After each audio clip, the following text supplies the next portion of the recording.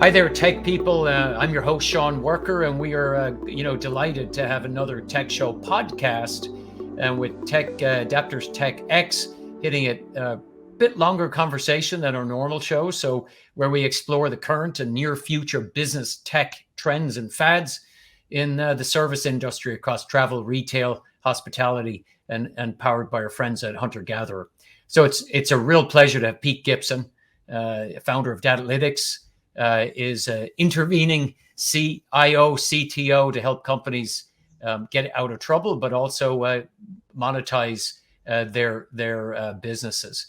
So, Pete, it's great to have you. We've been knowing each other a long time. You've helped certainly a couple of my businesses, and we work together at Wyndham and other places. Sure. Where, being the transformational leader you are. So, tell us we were talking on AdaptersTechX, and we were chatting about labor, and we were chatting about how to optimize businesses. And I think, certainly our followers and listeners are looking for tips on what the hell do they do to get from here to there, considering there's such pressure to invest in tech, but they also have to invest in maybe expanding their supply because of supply chain problems. They've got staffing issues. They've got all these other things. How should they think about tech today? Tech is an enabler, and I'm really bullish on tech. I would say that, I say this often is. But wouldn't you always be bullish on tech? I've been lucky in tech that it's one of the best places to work in a business because I can go change a business, and I don't mean that figuratively or all this nicey stuff.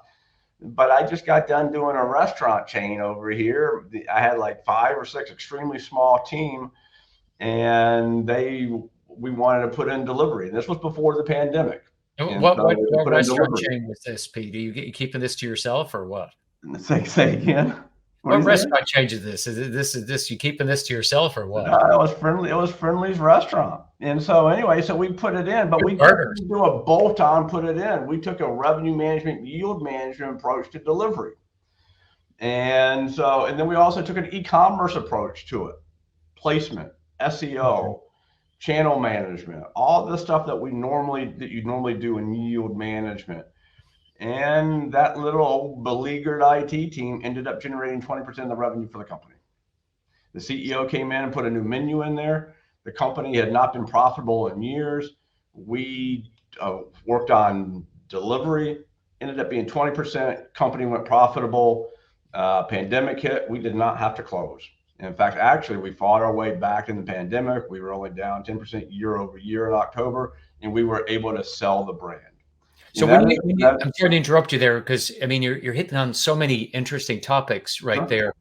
When as a technology thought leader, and you were walking into an existing tech stack, right? Like you starting from scratch. Hadn't invested in it since 2003. Well, not similar to other situations. At least you had a good base. So when you were thinking about the applications or the architecture to overlay onto this thing, can you give us a little insight into how you went about that, the process you went, the procurement, and if you could share some of the apps you purchased or integrated in, and your thoughts about those? Yeah, you've got to think on your feet. So the situation was they had not invested in technology in years, and from the people side, the equipment side, and so forth. This was 2018, and we were running servers from 2003. And and we talk. Everyone, the big buzzword this day and age is digital transformation. Well, that's important, but you don't have enough money to go do it all. I don't care what organization it is. So you got to pick your battles. And I often tell you that pick your battles is it's an old school process, but it's ROI. So here are all my needs, and here's the ROI, and this is how much money I have, and this is where we start. We had no capital. We were private equity owned, weren't making money, had no capital. So everything we did was very low cost on the margin type thing. And we got 1 delivery service, 2 delivery services, 3 delivery services. We went profitable. How did you enable that? What was the apps you used? What was the architecture you used? Sure. Companies. So in the restaurant industry, you kind of get a geeky conversation, but instead of just bolting on the point of sale system, we went through a piece of middleware. The middleware is a product called OLO, online ordering, which allows us to bolt on different delivery services, but also make it a two-way interface. Go from the point of sale down with all the amenity and the menu and things like that, and also be able to open and close products as well as restaurants, and then be able to take orders back into it. And did you have an open API architecture that you were bolting into, or did you have to write that, or was that all retro? No, it was product based, a product called OLO. And there are 2 or 3 of them out there. Now, I'll tell you, the restaurant industry being so new in this distribution thing, they're, again, well behind hotels, car rental, and airlines, who back in the 90s came up with the OTA standard, the online travel agency standard 1 and 2, which allowed all their various systems to talk to each other. Restaurants aren't there yet, but they could probably benefit from that in about 5 to 6 years to get all these different products to be able to talk to each other. But anyway, so yeah, we put that product in, we started bolting on delivery services, and then from there we could manage all the restaurants through one person, actually.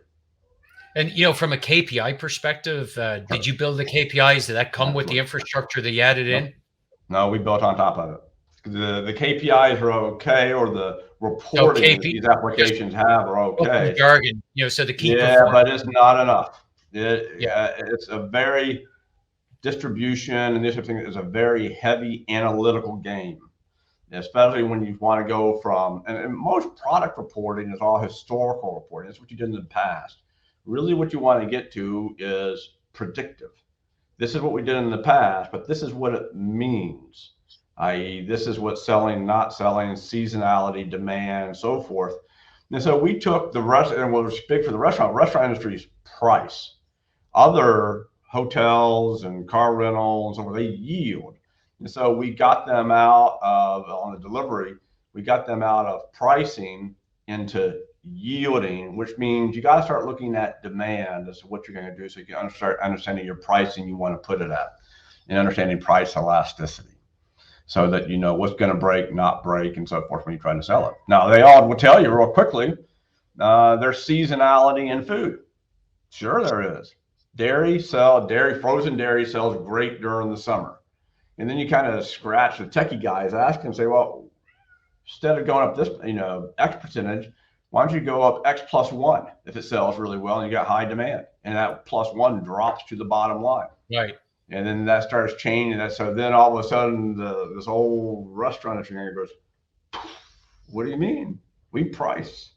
And then, but all of a sudden they start understanding the game. And then so this was day of, time of day of week of month sort of yield management strategies. And so when you think about where that was inspired from, and now some of the people that you consult for, what are kind of what you see right now as saying these are the band-aids to get people from here to there in this fourth age of change?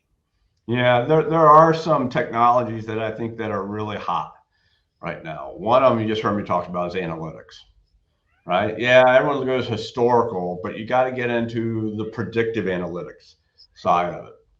What is going to happen in the future? And everyone looks at it, we look financing and operations, but boy, if I'm in a hotel and I have 7,000 hotels and you lose 6 to 8% of those hotels every year because they don't like your franchising, you ought to be writing a predictive analytics model that says which one of these guys is going to fail, and intervene and try to save them. That's millions of dollars to you.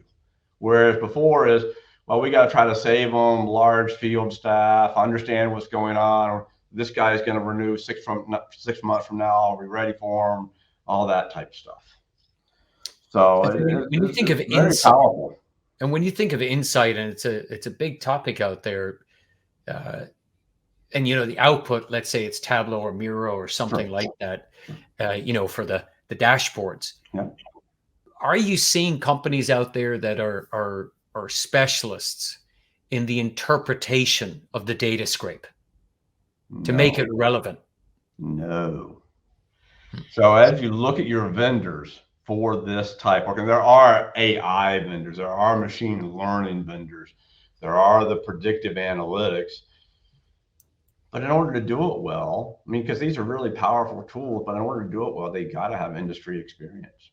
If Mm. not, they're going to be chasing, they'll be chasing what's the probability that it's going to be sunny in Florida in January versus how am I really going to make money out of this? Because you can, the old saying is you can do predictive analytics on anything, but it's the stuff that's really going to generate money for you. And that takes industry experience and knowledge of that staff. A lot of the unit, as you know, I work with several universities on their data science programs. Great kids, smart kids, extremely intelligent, but they're good at all the statistical modeling. They're good at this and the other. They'll tell you, I can go do this, I can go do that. But it takes the business side to say, this is what I need. And then it also takes the business side to be able to look at the variable set that he's going to use and say, yeah, here are the ones that are really key for us. And here's the big meaning behind those items so that we get the right inputs into the statistical models that he's going to come up with.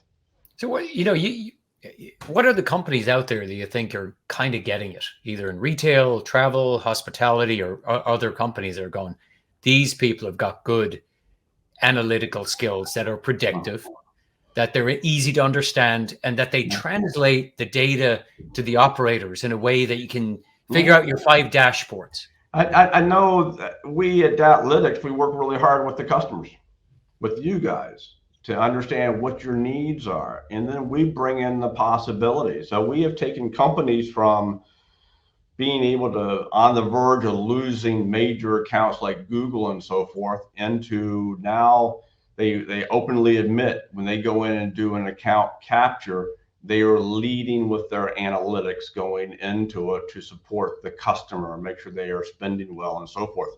So there was one marquee account that they were losing customers and everything. And so we went in and did the analysis, of course, and we were really fortunate. Google gave us all of their travel spend for what they spend for all their associates. So it was a gold mine of data. So we spent lots of hours cleaning it up, making sense off of it. And then we start looking at all the patterns, doing association algorithms and so forth. But then we start looking, once we understand that, then we start looking at other data sources to pull it together, i.e., they're staying at these type hotels. Well, what's the association of those type hotels? And you would think for a nice, well-funded business traveler, F&B was in the hotel. Well, for these guys, it wasn't. You know why? Because they eat at the corporate office. What was important to them in Europe, coming from and we could map the inbound, outbound traffic and so forth. Most of these people were coming in from Mountain View, California. They want a nice clean room. They want it within 1 mile. And oh, by the way, they want air conditioning. Okay. And they'll walk so you got all these attributes, right? You got all these attributes of the user, and you translate that into something that's practical. How did you do that? It takes the industry knowledge. I mean, so the staff will say, we can go do this, we can do this. No. What they want to be able to go do is save this dang on account. So you got to understand the pattern. So in car rental, we look at inbound and outbound traffic. What traffic do we get coming in from our other countries? What is the pattern of that business? That is its own demographic, its own shape, its own whatever. So we know exactly when it's going down and going up. And so we can project, we see it going down, go fix Europe, okay, real quickly, okay? And for a lot of the just as the European, are you saying that, this is another Pete Gibson Marshall Plan where you're just going to... No, not at all. But what I'm saying is, I'm saying that normally we have more business this year than we had last year. By the way, but Europe is going soft on us for some reason. Is our pricing right? Do we have the right connection for all the travel agents there to make sure that we got all the inbound traffic coming in? And so we monitor that and we measure that. Yeah. So you just aren't reactive to it, but when you start seeing the softening well in advance on your reservations well in advance, then you can go and fix it. So you got me super interested because this is a big issue for many businesses. Sure. Is how did what was the secret sauce to get that data onto a handheld device for a frontline employee to make sense of that? How did you do that? Actually, the products are actually pretty good right now. So the products have come a long way. But you said it right at the beginning, maybe it was in our teaser session here, but You got to have the right art. You got to understand the architectures that work. And so I would normally go back to a Lambda architecture that will allow me to do real-time processing as well as batch processing. We put all that in a SQL Server. We do the processing in the SQL Server side of it, but then we'll use the tools, Tableau, Power BI, Click, all those guys. We'll just use that for visualization. Now these tools are getting better. Before it used to be you had to buy the BI tool, but now you get portlets, you can get the BI tool. They come in a lot of different forms and factors. So for some companies, we build a portal and we put the portlets in there and give access to the entire company and can update it every 2 or 3 minutes. Others of them, if it's a smaller company, we'll just do a BI service for them and put it in there and they can contribute to their people and so forth. But all the processing, I'm not a big fan of processing up at the application layer because it gets pretty intensive for some of these things. So we'll do the processing down the SQL Server, down SQL Server is who we use, but are you database level. Are you seeing any material changes when you're talking about the app level, right? Where they're contemplating that they're forward-looking hook-ins, and as they're writing in, needs to be more expansive, more holistic about not just their product hooking in, but how does it interface with the other apps and that peculiarity that is the tech stack that's unique to most companies? Yeah, you do. Do they think about that at all? Say again?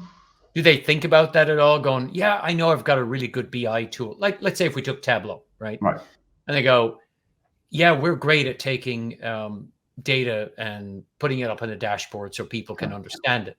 But do they spend any time on their due diligence asking, tell us about your tech stack, tell me about your users, tell me about your most of the people in the tech industry they sell a product and they rely on the organization to come up with the solution, i.e. I got to have a need, I go reach out to the tech provider, I need to go do a BI, i.e. we got data issues here and I'm going to use this to clean it up type thing. Yeah, it's okay, but then it's responsible upon that organization to know how to go use it. And this is where it falls down. So, this is really funny, but, and this is where the tech guys kind of fall down when they sell. So I had a big major telecom come in and sell me. And they said, we got all this great technology. And I said, yeah, you sure do. And they said, we got VoIP and it can do this and follow me and ring around and so forth. Yeah, that's great stuff. I said, yeah, that's good stuff. All right. And then he says, we want to be a strategic partner. I go, yeah, I want you to be a strategic partner. And then I said, you see this phone system over here? It's a 1990s Merlin phone system. He says, oh yeah, we're much better than that. I said, yeah, I know you are. But you know about that Merlin phone system? He goes, yeah, it's fully depreciated. Do you know how much it cost me? Nothing.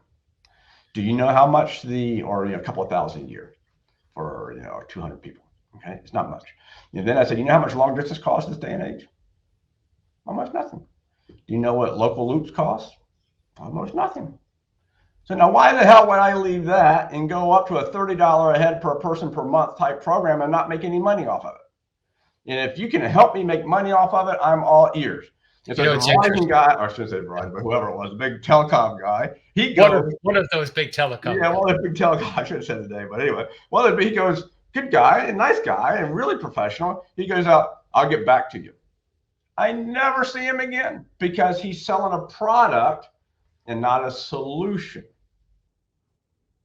And it's interesting, as we in our last couple of minutes, when you think of all of these bolt-ons, right, and all of these connection points into the business, and maybe just for the last few minutes here, kind of explore the what's top of mind for most companies today, small to huge, cybersecurity, and how that wormhole that is cybersecurity.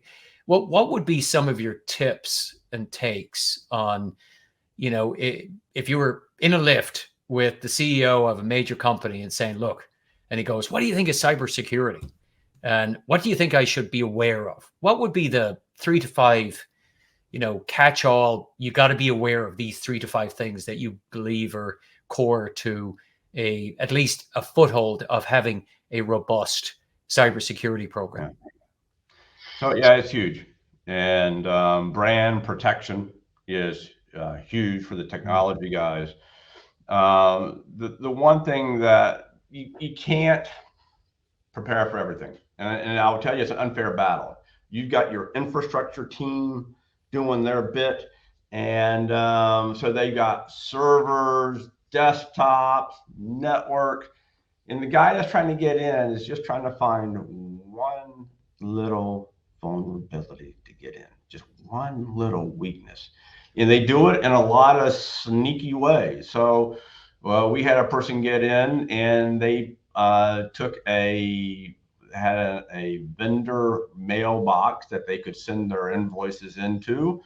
And so this one group found the mailbox, and they put in an invoice, but it had a zipped package. So it came through the stateful inspection of the email inspection program. It couldn't unzip it, so it passed through. They put a username and a password to unzip the package, and the AP clerk did what a good AP clerk is supposed to go do. Got an invoice in the mailbox, I got to get it in the system. So they open it up and do it, and it spawned. And so you get a few reactions, we got it, but then it kind of disappears for 20 days or so. And then it spawns and come in there. So now in the discussion with the CEO, it's, hey, guys, it's not if you get hacked, it's when you get hacked. Okay, so in one point solution, i.e. antivirus, doesn't cut it anymore. You need to have a layered, in-depth. And what would be, just quickly, what do you think those layers are? You got to have endpoint. You've got to have complete monitoring of your organization. You've got to have the right architecture in your network and infrastructure, which is a zero trust, which I'm pretty bullish on. You're subnetting the living crud out of your organization, so everything has to go back through the firewall and so forth. And that will provide you some protection. But the thing you need to do the most is prepare. Don't rely on your applications. They're going to put you that one little vulnerability, they're going to get it, and then what do you go do? So things like snapping your servers every 5 minutes and having an ability to go do that is key. Your backups are key. So when this thing hits, you are ready to go. The other area that I think most CTOs and CIOs, when they get in the situation that they have issues with, is you really become the leader of the organization during that time frame. So when this one got in at us, everyone said, oh, ransomware got in. Yeah, it did.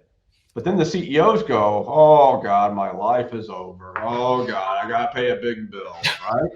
And you've got to be kind of a leader to say, yep, no. Hey guys, revenue stream is protected. You're still fine. You're in business. This is where we're at. This is what we're going to go do to get it fixed. Oh, I'm on the phone. You're going to have lawyers out the wazoo, privacy lawyers, legal, everyone out, plus your investors and so forth. You're going to have to be talking to them all. You will become the key leader on the remediation. And if the organization has only invested in a director level person, that's going to become the CEO to go get the organization out of it. And it gets painful real fast. Great tips. You'll make mistakes and so forth and not have the realization. So that one little incident, they locked up 12 servers. They wanted, of course, millions. I only ended up paying $30,000, not to them, but just for extra DBA support to clean up a few issues. It's been a great conversation, and thank you for doing that. And when I listened to you for the last 30 minutes or so, there's big themes that come out of this. It's the labor force. It's dealing with how to architect on a budget, how to architect on a massive budget. Same principles to a large extent. The notion of providing intelligent data that actually makes a difference to the business and shows up on the bottom line. I hear you say that many times, and that it's accountable. I think, and then as we're, talking through particularly the cybersecurity, this crisis management attitude, asking yourself in a rhetorical way, what happens, what are we going to do when we get hacked? Right. And then working back from there. And, with your experience as a commander in the Navy, I can hear that all coming out. Going, what's your plan when it goes wrong. And it will go wrong. I don't mean what were you? You were doing the Tomahawk missile program or something crazy maniac like that. Is that all is good with the strategy until the first Tomahawk is sent over your bow, right? I like the Mike Tyson thing. I like the Mike Tyson terms best, right? You got the best strategy and best plan until the guy hits you in the face, man. Hits you in the face, in the tattoo area. Yeah. So this has been very valuable, I think, for all of our clickers and TechXers here. But I've got the most important question for you. What's your favorite comfort food? It's ice cream. Oh man, straight to what flavor? I'm a plain old chocolate chip guy. Chocolate chip guy. So vanilla with chocolate chips in there, and if you do it right, the chocolate chip is kind of soft and not ultra hard.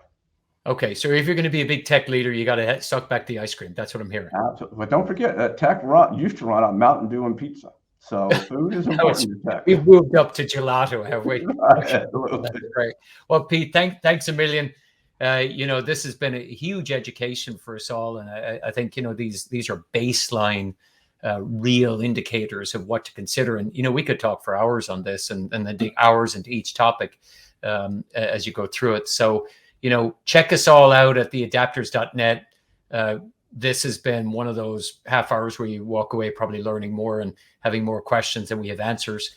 Take a look at the site, the adapters.net, buy our book. You'll learn about the fourth age of change and in the space, and check out our other broadcasts. And please check out No Vacancy with Glenn Hausman. He's amazing.